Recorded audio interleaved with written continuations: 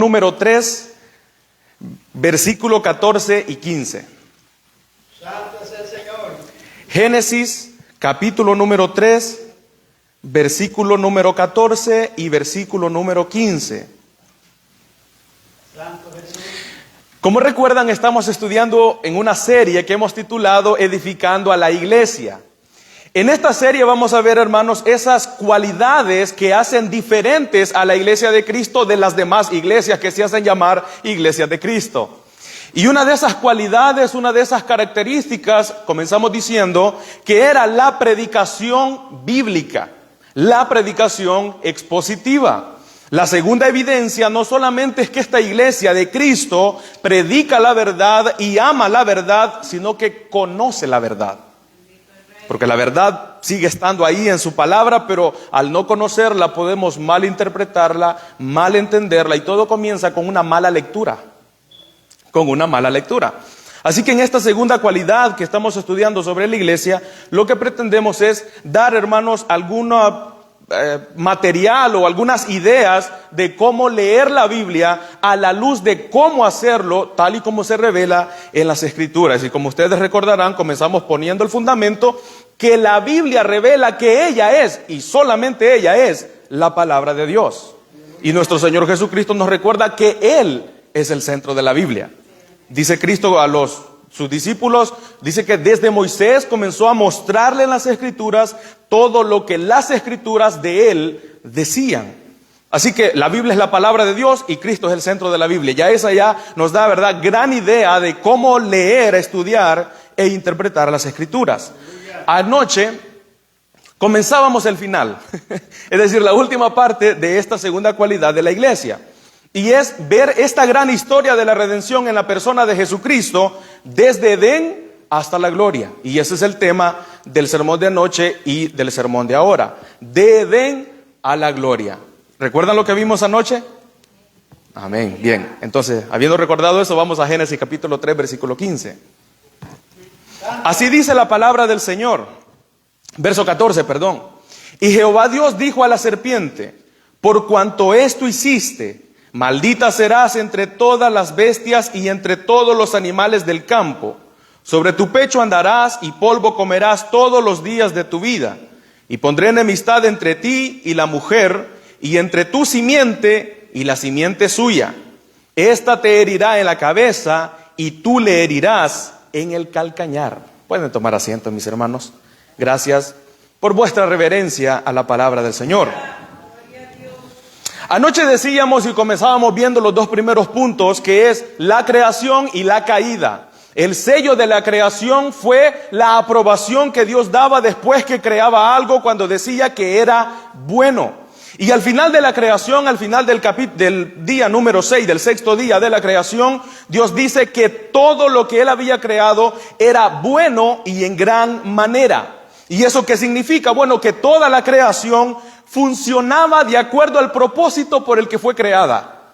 Los animales desempeñaban su función, las plantas desempeñaban su función, el hombre debía desempeñar su función, y así toda la creación mostrando la gloria y la naturaleza del Dios que los había creado. No obstante, cuando llegamos al capítulo 3 encontramos que el hombre claramente desobedece a Dios porque se rebela contra Dios. El acto de Adán de pecar, de comer del fruto, no solamente fue violar el mandato que su creador le había dado, sino más bien un acto de rebelión en contra de su creador. Como alguien que quiere dar un golpe de estado. El hombre quería entender lo que era bueno y lo que era malo, lo que era justo, injusto, correcto e incorrecto, pero no de la mano del que lo había creado, sino estableciendo sus propias reglas, sus propias normas. Y es que no hay nada más, no hay una desgracia más grande, no hay nada más insensato y más con tanta necedad que la criatura quiera vivir feliz alejado del Dios que lo creó. Cuando la criatura se aleja del Dios que lo creó y sigue su propia línea, sus propias ideas, sus propias metas, claramente terminará, como dice en uno de los proverbios, en muerte.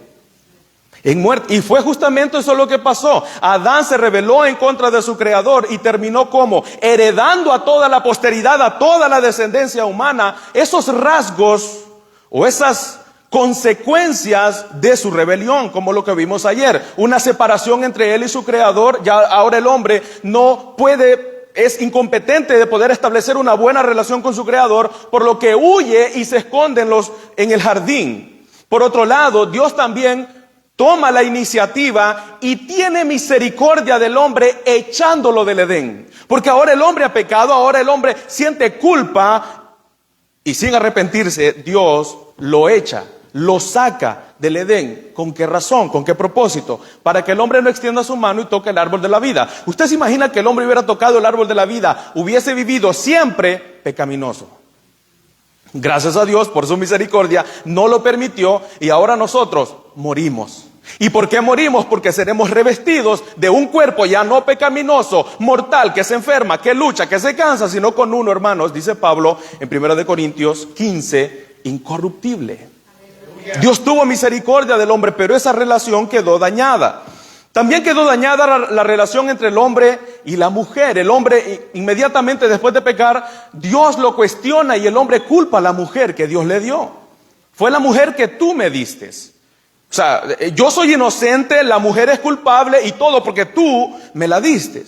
Luego Dios le dice a la mujer más adelante y en el capítulo 2, pone un castigo en ella de que sus dolores a la hora de dar a luz serían aumentados y que su deseo sería para su marido y su marido la sujetaría a ella.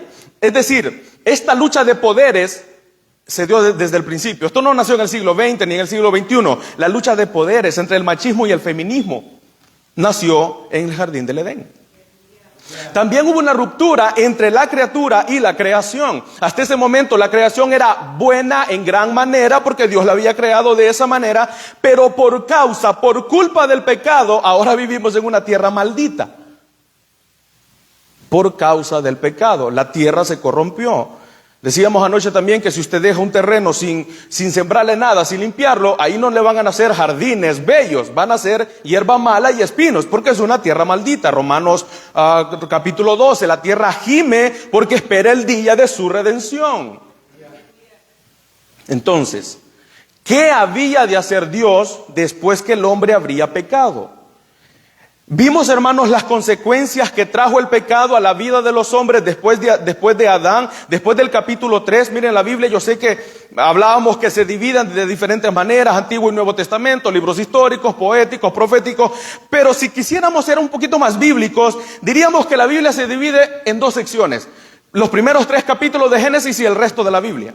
Porque es ahí donde todo se rompe y donde Dios nos muestra el plan que desde antes de la creación, Efesios 1, 3 al 6, Dios había predestinado, elegido un pueblo que vendría a salvar, un salvador por el pecado cometido en Génesis 3. De ninguna manera el pecado de Adán tomó por sorpresa a Dios. Dios no aprende, Él lo sabe todo, desde el principio al final. Él decreta el futuro y todo ocurre de acuerdo a lo que Él ha decretado. Así que Dios tenía que actuar y ver cómo Dios habría de preservar la promesa que hace en Génesis capítulo 3 a través de un mundo ya contaminado con el pecado. ¿Recuerdan todas las consecuencias del pecado en la vida de los hombres? El primer asesinato ocurre justamente allí, cerca de Adán, familia de Adán. Su primer hijo mata a su segundo hijo. Primer suicidio. Luego vemos cómo Caín, de quien Dios tiene misericordia, uno de sus nietos también proclama esta violencia, un hombre llamado Lamec. El primer polígamo se unió a 2 o más mujeres y anunciaba su maldad, su violencia y su venganza. Luego vemos cómo estas dos simientes, la simiente de la mujer y la simiente de la serpiente, continúan a través de toda la historia. Génesis capítulo 4 relata lo que es la descendencia de aquel a quien Juan en su primera carta decreta o declara como hijo del maligno, hablando de Caín, una simiente completamente apartada de Dios. Y por otro lado, en el capítulo 5 vemos una simiente piadosa que sigue la línea de Adán y del tercer hijo de Adán, la línea de Set. Estas dos simientes se juntan en el capítulo 6 de Génesis. Dice que los hijos de Dios vieron que las hijas de los hombres eran hermosas, se unieron a ellas. Hubo tal maldad en Génesis capítulo 6 por la unión de estas dos simientes que Dios decide exterminar a todos los seres humanos. Y luego viene el diluvio en el capítulo 7. Solamente se salva una familia, la familia de Noé, 8 personas. Noé, su esposa, sus 3 hijos y 3 esposas. Ahora, hermanos, ¿por qué Noé se salva? ¿Acaso Noé no era pecador? ¿Acaso Noé no tenía la misma maldad que los otros? Por supuesto que sí. Más adelante veremos por qué es que Noé se salva del diluvio, construyendo un arca y siendo salvado por Dios. Dice que Dios cerró la puerta. Dios claramente lo sostuvo. Noé tuvo 3 hijos. ¿Cómo se llamaba el segundo hijo de Noé? Se llamaba Cam. Y Cam, por favor, si va conmigo, hermanos, ahí al capítulo 7, perdón, capítulo 10. Capítulo 10 de Génesis, vemos la genealogía de Cam. Y ya vamos a llegar a la promesa y ver cómo la promesa se desarrolla a través de la historia. Por favor, ténganme paciencia y recuerden que estoy contando una historia. Una historia que comienza en Génesis y va a terminar en Apocalipsis. Espero yo terminar, ¿verdad? Poder llegar hasta Apocalipsis. Pero si llegamos a Mateo, continuamos después, hermanos. Génesis capítulo 10, ahí se nos habla de la descendencia de Cam. Versículo 6. Los hijos de Cam, quien era hijo de Noé, era Cus, Misraín, Fud y Canaán. Versículo 8. Y Cus engendró a Nimrod. ¿Ustedes recuerdan quién era Nimrod? Dice Flavio Josefo en uno un historiador judío romano que escribe Antigüedades de los Judíos, dice que Nimrod lideró a todos los constructores que construyeron la Torre de Babel de Génesis capítulo 11. Un hombre que se fortaleció tanto con poder y se puso como guerrero valiente delante de Dios. Ellos querían construir una torre de tal manera que si volvería a venir un diluvio, ellos pudieran salvarse, yendo en contra de aquello que pudiera ser la voluntad de Dios. Versículo número 13. Misraín, otro hijo de Cam, engendró a Ludín, y a Anamín, a Leabaín, a Natujim, y Patrusín, a Cusluim, de donde salieron los filisteos. Versículo 15, y Canaán engendró a Sidón, su primogénito, y a Ed, al Jebuseo, al Amorreo, al Jerjeseo, al Ebeo, al Araseo, al Cineo, al Arbadeo, al Samareo y al Amateo. Y después se dispersaron las familias de los cananeos. Es decir, ¿por qué lo llevo a Génesis capítulo 10? Porque en la genealogía de Cam, segundo hijo de Noé, que fue salvado por Dios del diluvio, vemos que ellos representarían todos los enemigos que enfrentaría el pueblo de Dios. Nimrod, los filisteos, los cananeos. Toda la descendencia de Cam representaría aquella simiente maligna que perseguiría la simiente piadosa. Ahora, pasamos al capítulo 11 y leemos desde ahí, desde el versículo 10, donde vemos la descendencia del primer hijo de Noé, es decir, de Sem, aquella genealogía o simiente piadosa que seguiría la línea de Adán y de Set. Capítulo 11, versículo 10. Estas son las generaciones de Sem. Sem, de edad de 100 años, engendró a Arfaxad, versículo 13. Y vivió Arfaxad después que engendró a Sala 403 años, versículo 15. Dice que engendró a Eber. Eber, versículo 16, engendró a Peleg. Versículo 18, Peleg engendró a Reu. Versículo 20, Reu engendró a Serug. Serug, versículo 22, engendró a Nacor. Versículo 24, Nacor engendró a Taré. Taré engendró a Abraham. Esa fue la razón por la que Noé se salvó del diluvio. Miren, Dios pudo haber elegido de Cam o pudo haber elegido otro hombre. En su soberana gracia decidió elegir a Noé para salvarlo del diluvio y preservar, hermanos, la promesa que se había dado en Génesis capítulo 3, versículo 15. Si hubiera exterminado a toda la raza humana, esa promesa no se habría cumplido, porque desde el principio Dios establece que el que vendría a redimirnos del pecado, a revertir los efectos del pecado por causa de Adán, sería de la raza humana, porque sería simiente de la mujer. La razón por la que todos ellos fueron preservados era para seguir esa línea por la cual vendría la simiente. Por eso que vemos que en Génesis capítulo 5, toda la genealogía de Set, tercer hijo de Adán, por lo menos lo que la Biblia nos cuenta, tuvo más hijos, pero solo nos habla de esos 3, es que viene la línea de Noé. ¿verdad? Set, padre de Enos, Cainán, Mahalaleel, Jared, Enoc, Lamec, Matusalén, y luego llega Noé. Noé, padre de estos dos hijos, hay un tercer hijo, pero las genealogías de estos dos hijos se dividen. Una, la de Cam, obviamente, claramente mostrada, una genealogía maligna, perversa y enemiga del pueblo de Dios, y por otro lado, de donde vendría aquel hombre a quien Dios le haría promesas estableciendo con él un pacto, Abraham. Ahora, todos estos nombres que hemos leído en el capítulo 11 los leeremos al final, cuando Mateo, en la genealogía de Cristo, nos dice de dónde viene el Señor, y en Lucas capítulo 3, claramente. Entonces Dios llama a un hombre llamado Abraham. Ahora ya Dios nos va diciendo mucho más acerca de la promesa de la redención y de quién habría de ser aquel por medio de quien traería salvación a los pecadores. Nacería de la raza humana, no sería un ángel, no sería un espíritu, sería un ser humano, descendiente de una mujer, simiente de una mujer. Pero ahora, al llamar a Abraham, nos dice mucho más. Capítulo 12 del libro de Génesis, versículo 1 hasta el versículo 3. Dice la Biblia: pero Jehová había dicho a Abraham: vete de tu tierra y de tu parentela y de la casa de tu padre a la tierra que te mostraré. Y haré de ti una nación grande y te bendeciré y engrandeceré tu nombre y serás de bendición. Bendeciré a los que te bendijeren y a los que te maldijeren maldeciré, y serán benditas en ti todas las familias de la tierra. Hermanos, de igual manera como Dios llamó por su pura gracia a Noé y lo preservó por la simiente, de la misma manera llamó a Abraham, no porque venía de la genealogía de Sem, sino también por su pura gracia. Abraham tenía dos hermanos. Pero Dios decide escoger y llamar a Abraham. ¿Y acaso lo llamó porque Abraham era bueno? No, al final del libro de Josué, en el capítulo 24, dice que tanto Taré, Nacor, Harán y Abraham eran idólatras.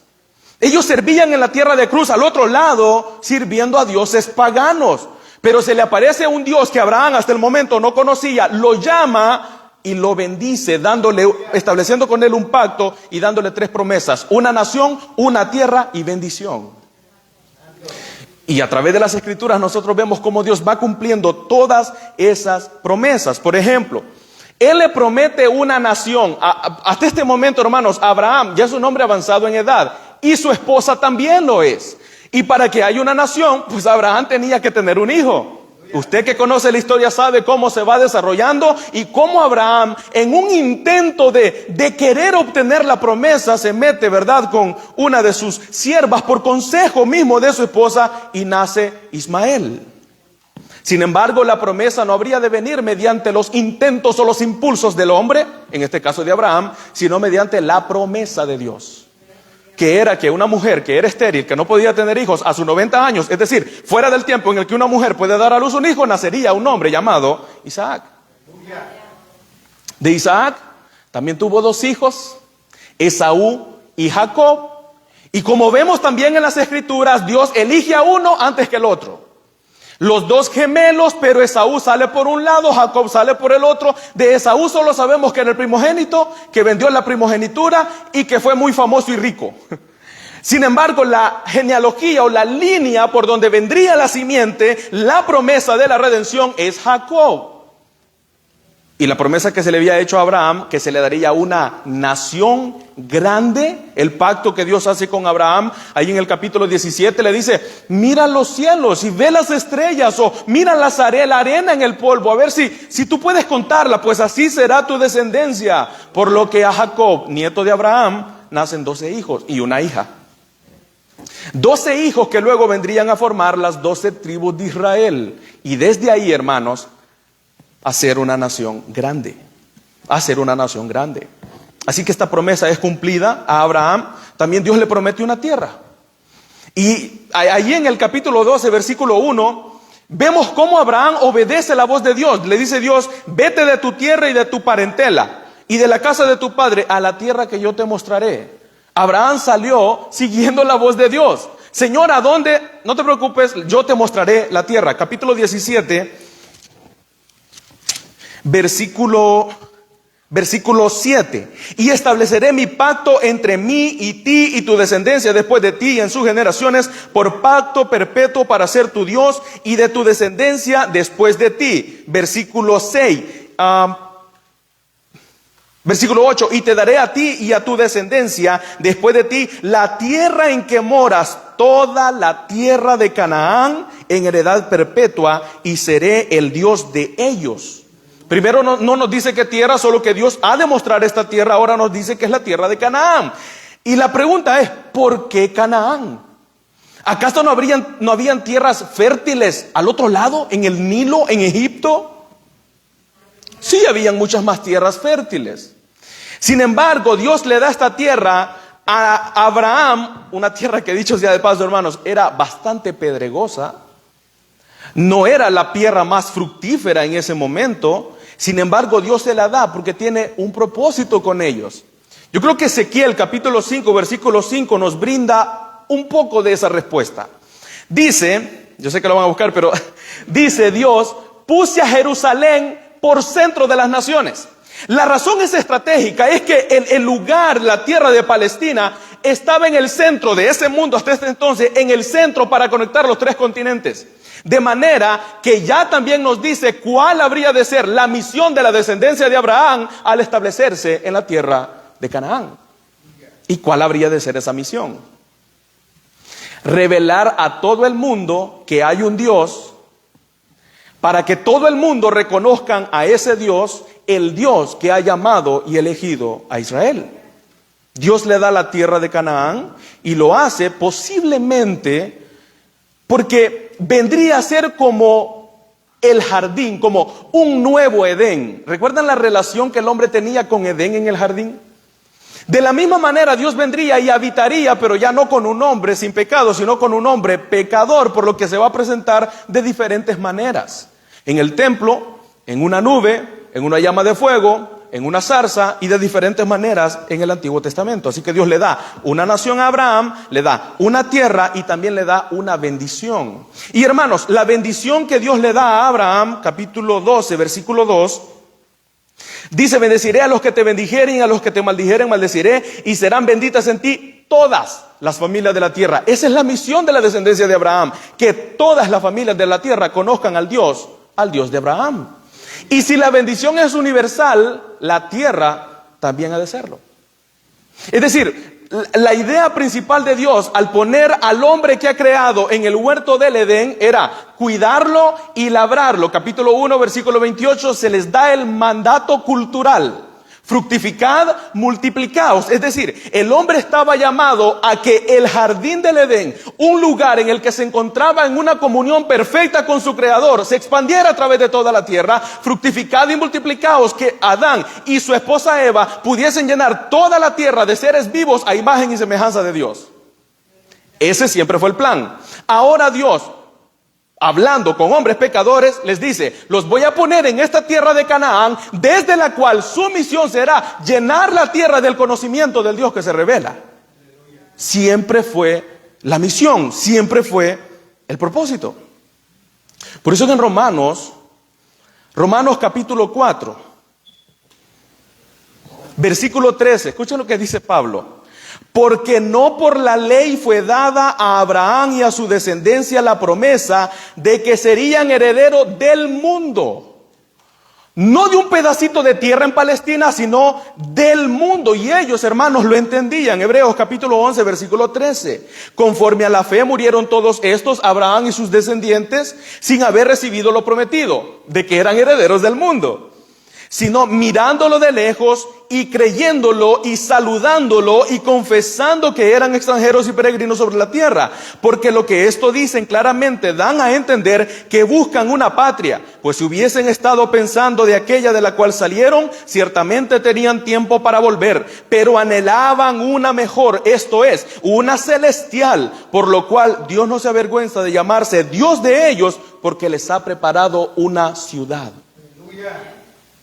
Ciudad que se menciona en Apocalipsis capítulo 21. Vi un cielo nuevo y una tierra nueva, porque el primer cielo y la primera tierra pasaron y el mar ya no existía más. Y yo, Juan, vi la santa ciudad, la nueva Jerusalén, descender del cielo. ¿Cuál es el tema de hoy? ¿Recuerdan? De Edén a la gloria. Hermanos, esta gran historia de la redención comienza en un jardín y termina en una gran ciudad.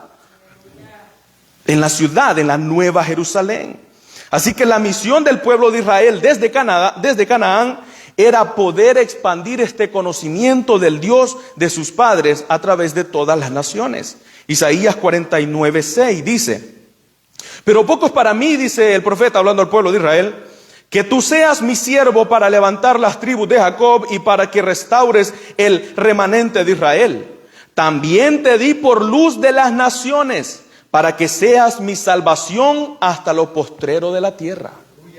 Primer libro de Reyes, capítulo 8, versículo 41. Asimismo el extranjero que no es de tu pueblo Israel, que viene de lejanas tierras a causa de tu nombre, pues oirán de tu gran nombre, de tu mano fuerte y de tu brazo extendido, y vinieren a orar a esta casa, tú oirás de los cielos en el lugar de tu morada, y harás conforme a todo aquello por lo cual el extranjero hubiese clamado a ti, para que todos los pueblos de la tierra conozcan que tu nombre, que es tu nombre, y te teman como tu pueblo Israel, y entiendan que tu nombre es invocado sobre esta casa que yo edifiqué. Ahí mismo más adelante en el verso 60 dice el profeta, en este caso Salomón, a fin de que todos los pueblos de la tierra sepan que Jehová es Dios y que no hay otro. Todas las naciones tenían sus dioses, idólatras, muchos dioses. La misión de Israel, ¿cuál era? Le dice Moisés al pueblo: Dios no los eligió a ustedes porque ustedes eran el pueblo más grande. De hecho, eran el pueblo más pequeño. Eran 70 personas cuando llegaron a Egipto. Bueno, 71. Salieron 2 millones. Dios no los eligió porque ustedes eran atractivos. Eran nómadas, es decir, peregrinos en el desierto. ¿Saben por qué Dios los eligió? ¿Y por qué los hizo su especial tesoro, su real sacerdocio, alguien que va a interceder entre Dios y el pueblo? Porque esta nación habría de ser un reino de sacerdocios, un pueblo de sacerdocio, por medio del cual todas las naciones de la tierra tendrían que conocer que solamente hay un Dios, el Dios de la Biblia. Así que todos conocerán que hay un Dios, y todo será por medio de ese sacerdocio que Dios le dio al pueblo. Así que estas tres promesas, hermanos, que Dios le da a Abraham, la nación, la tierra y la bendición, son cumplidas. Pero agrega algo más en la bendición, ahí en el capítulo 17. Y es que le dice que esta bendición, que será para toda la tierra, todas las familias de la tierra, no será de él, sino de su simiente. En tu simiente, es decir, en tu hijo, serán benditas todas las familias de la tierra. Claramente Abraham no habría de entender que se refería a Isaac. Dice Cristo: Abraham vio mi día y se gozó. Gálatas capítulo 3 dice Pablo: esa simiente es Cristo. Por eso es que Dios no habla de las simientes. Note que Abraham tuvo 2 hijos, ¿no? Isaac e Ismael. Si hubiese sido por medio de alguno de ellos o de los dos, Dios hubiese dicho de las simientes de Abraham, pero habló solamente de uno. ¿De quién? Aquel de quien se prometió en Génesis capítulo 3 y que ha ido a través de toda la genealogía de la Biblia hasta llegar a Cristo. Hasta llegar a Cristo. Ellos esperaban esto. Primera de Pedro capítulo 1 versículo 11 dice que los profetas que profetizaron antes de nosotros hablaron de estos tiempos. Y ellos indagaron acerca de qué persona, les decía el Espíritu de Cristo que estaba en ellos, quién era el que habría de sufrir había de padecer todos estos sufrimientos. Es decir, los profetas, tanto los patriarcas como los profetas en el Antiguo Testamento, ellos no tenían claridad de la identidad de quién habría de ser el que se había prometido en Génesis capítulo 3 versículo 15, pero por lo menos tenían la idea. ¿Y cuál era la idea? En primer lugar, que era un ser humano. Era un hombre claramente. Y en segundo lugar, que este ser humano habría de ser muy distinto al resto de los seres humanos. ¿Por qué?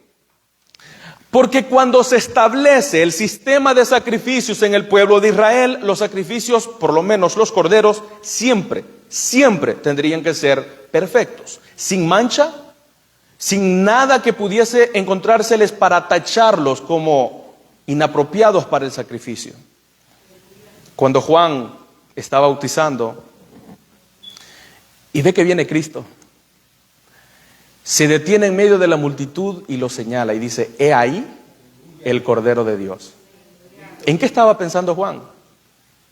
En aquel Cordero que fue inmolado en Éxodo capítulo 12, cuando se establece la Pascua. He ahí el Cordero de Dios que quita el pecado del mundo. Hermanos, en toda esta historia, en el Antiguo Testamento, ellos esperaban la promesa. Ellos esperaban el cumplimiento de la promesa.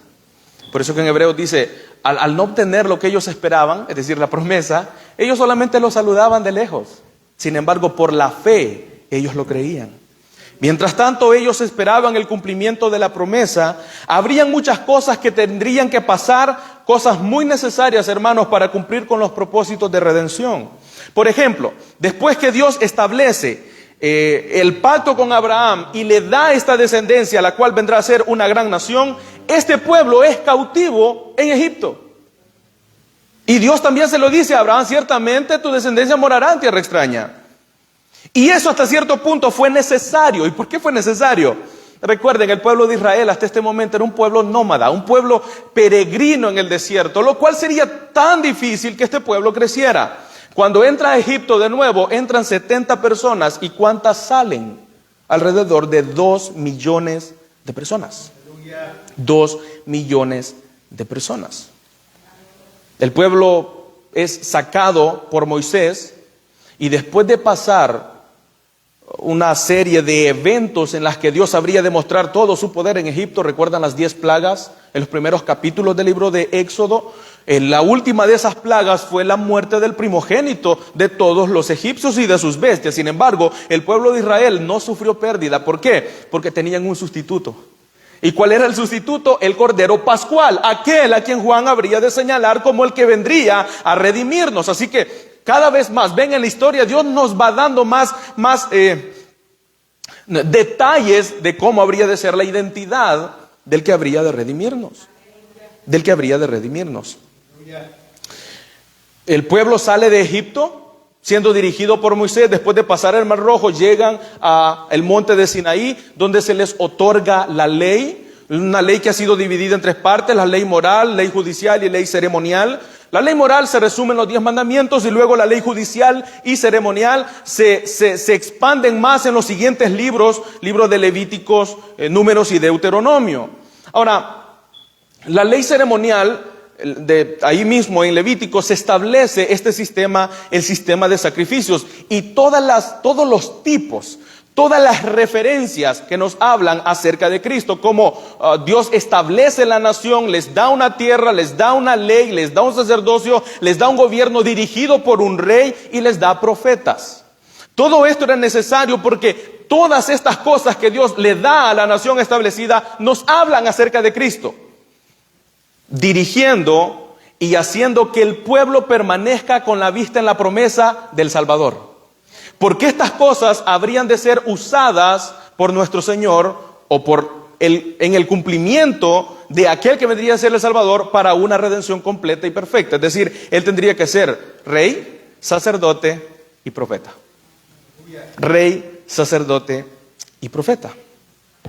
Al final de todo esto, el resto de todas las escrituras, estamos en el Pentateuco, a través de todas las escrituras del Antiguo Testamento, vemos cómo todo el pueblo de Israel, ¿verdad?, pasa por diferentes cuestiones. Obedece, desobedece, obedece, desobedece, son llevados al cautiverio, regresan del cautiverio, y después de de cientos de años, que Daniel, quien también escribe desde el cautiverio, habla acerca del tiempo específico en el que habría de llegar aquel de quien se había prometido en Génesis capítulo 3, versículo 15. Allí, ¿verdad?, en los escritos de las 70 semanas, del capítulo 9 creo que es, en el libro de Daniel. Y entonces, hermanos, por fin llega el cumplimiento de la promesa. Después de todos los detalles que Dios nos dio en el Antiguo Testamento, y de verdad, créanme, que esto es tan resumido, habría que ir por cada detalle. Y recuerde, la idea es por lo menos mostrar una línea por medio de la cual usted y yo vayamos a leer la Biblia, vayamos a estudiar la Biblia y por lo tanto a entenderla. Que no saquemos una historia del Antiguo Testamento, la entendamos y la interpretemos a nuestra manera, desconectándola de la gran historia de la cual Dios nos cuenta. Hay libros e historias que uno se pregunta por qué están ahí en el Antiguo Testamento. Si usted ha leído el libro de Génesis, Usted ve que del capítulo 36 al 50 nos habla de la vida y la historia de José. Comienza en el capítulo 36. Usted pasa al capítulo 37 y se introduce una historia de Judá. ¿Qué hace esa historia ahí? De verdad, interrumpe la historia de José. ¿Por qué está esa historia ahí? La promesa es que habría de ser un ¿qué? Un ser humano, de la simiente de los humanos. Dada a Abraham la promesa de que en su simiente vendrían el nacimiento de este Redentor. Abraham tuvo 2 hijos, Dios elige a Isaac. Isaac tuvo 2 hijos, Dios elige a Jacob. Jacob tuvo 12 hijos. ¿Y a quién, según nuestra visión, Dios habría de elegir? Al primogénito. Dios pudo haber elegido a Rubén, a Isaacar, Zabulón, Nestalí, Dan, etc. Dios elige al cuarto, a Judá. Y es por eso que el capítulo 37, o 39, 37, es que está ahí en Génesis, en medio de la historia de José. ¿Por qué? Porque ahí se cuenta la historia donde Judá embaraza a quien fue su nuera, y de ahí nacen 2 hijos, Sara y Fares. Y Fares aparece en la genealogía de Cristo en Mateo capítulo 1. Esa es la razón por la que esa historia está ahí. Luego usted va y lee la historia de Rahab. Uno dice, bueno, Josué está conquistando todo y Dios le ha mandado que Jericó va a caer. Y de repente aparece la historia de una ramera en Jericó. ¿Por qué? Porque también va a aparecer en la genealogía de Mateo capítulo 1. Y luego vemos que el rey David era conforme al corazón de Dios, aquel a quien allá en 1 de Samuel capítulo 12 Dios le ha prometido que su reino no tendrá fin, porque de él saldrá aquel de quien se prometió en Génesis capítulo 3 versículo 15. Y llegamos al capítulo 11 y vemos la historia de David y Betsabé. Están en la guerra, David decide no ir, ve una mujer que tiene marido, la manda a llamar y comete 2 pecados. Primero, el mandar a Urías a que muera en frente de la guerra, asesinato, y luego adulterio, metiéndose con una mujer que está casada. De esa unión sale Salomón.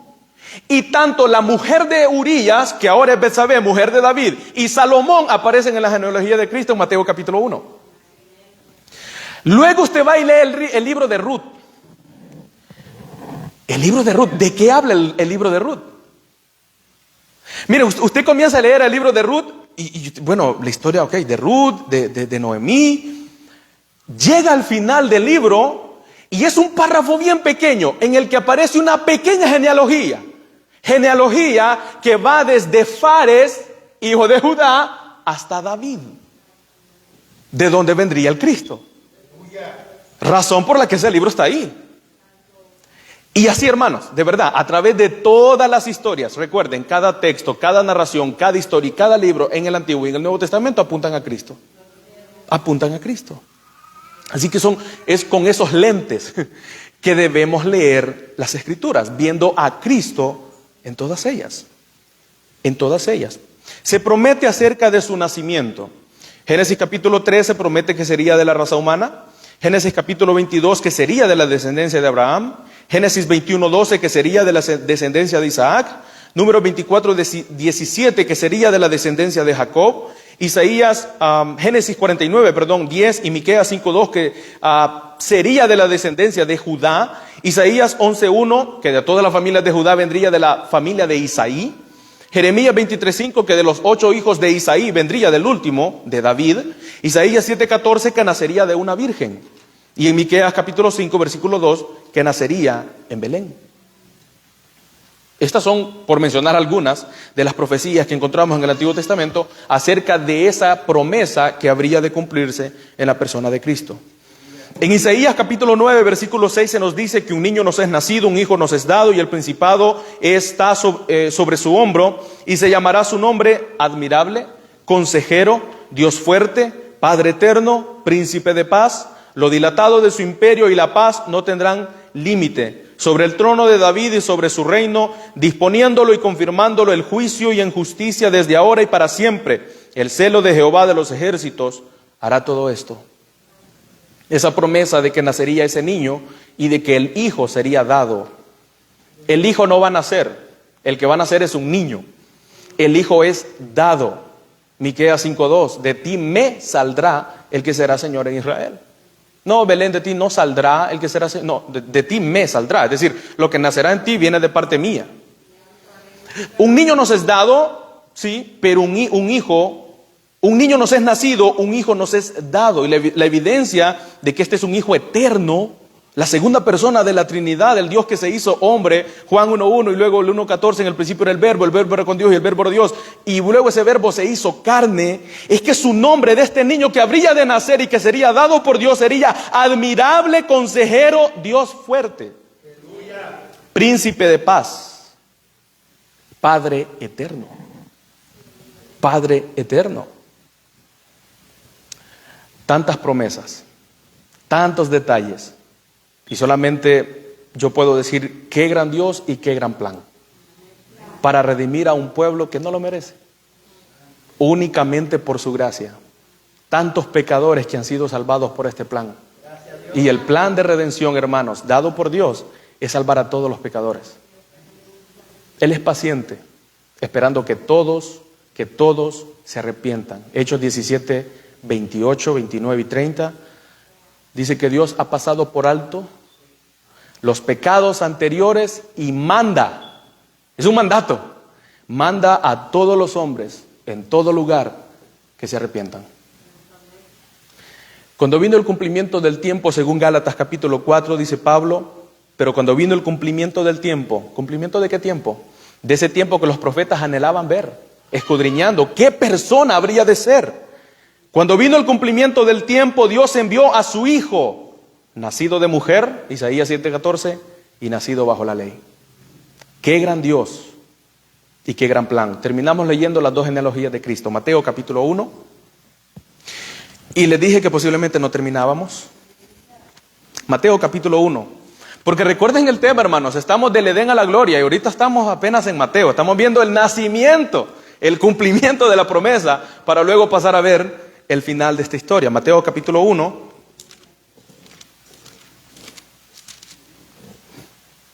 versículo 1 en adelante. Libro de la genealogía de Cristo. ¿Cuántas veces hemos leído las genealogías y uno dice, ¿por qué? ¿Por qué están ahí? Hermanos, son tan importantes las genealogías. Son tan importantes. Capítulo 1, versículo 1. Este es el libro de la genealogía de Jesucristo. Hijo de David, hijo de Abraham. ¿Recuerdan Génesis capítulo 12?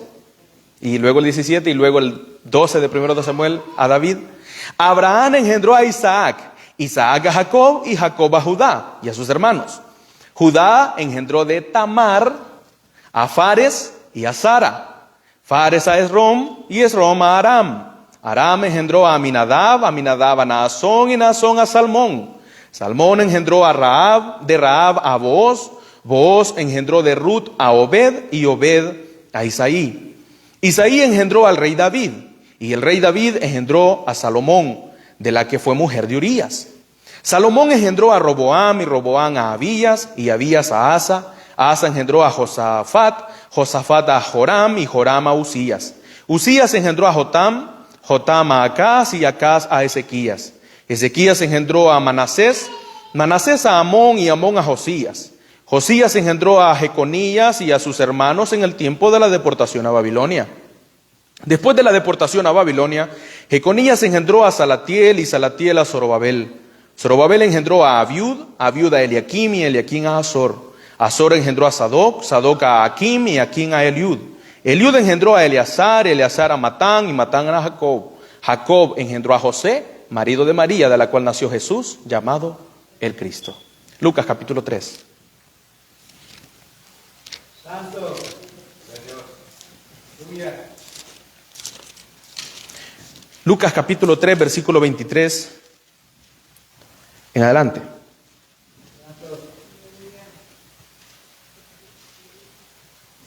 Lucas capítulo 3, versículo 23. Jesús mismo, al comenzar su ministerio, era como de 30 años, hijo, según se creía, de José, hijo de Leví, hijo de Matat, hijo de Leví, hijo de Melquí, hijo de Jana, hijo de José, hijo de Matatías, hijo de Amós, hijo de Nahum, hijo de Elsi, hijo de Nagai, hijo de Maat, hijo de Matatías, hijo de Semei, hijo de José, hijo de Judá, hijo de Joana, hijo de Reza, hijo de Zorobabel, hijo de Salatiel, hijo de Neri, hijo de Melki, hijo de Adi, hijo de Cosán, hijo de Elmodán, hijo de hijo de Josué, hijo de Eliezer, hijo de Jorim, hijo de Matat, hijo de Leví, hijo de Simeón, hijo de Judá, hijo de José, hijo de Jotam, hijo de Eliakim, hijo de Melea, hijo de Mainán, hijo de Matata, hijo de Natán, hijo de David, hijo de Isaí, hijo de Obed, hijo de Boz, hijo de Salmón,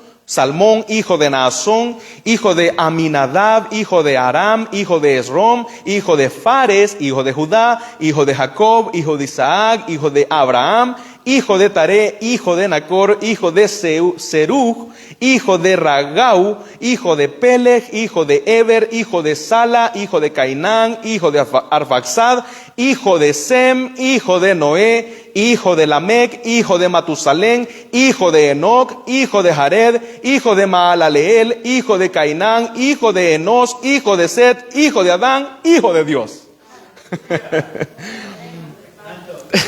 Mateo sitúa la genealogía de Cristo desde Abraham en adelante. Pero Lucas era un historiador impresionante. Aparte de médico era un gran historiador. Nos lleva desde Jesús a Dios. ¿Ven? Hijo de Adán, hijo de Dios. Esta es la historia. Miren, si queremos resumir la historia, la encontramos aquí en Lucas capítulo 3. Cómo se fue desarrollando toda la historia para el cumplimiento de la promesa hecha en Génesis capítulo 3, versículo 15. Hermanos, qué gran Dios y qué gran plan de redención. A Él sea la gloria para siempre. Vamos a orar. Señor, nosotros te damos muchas gracias porque una vez más nos has permitido el enorme privilegio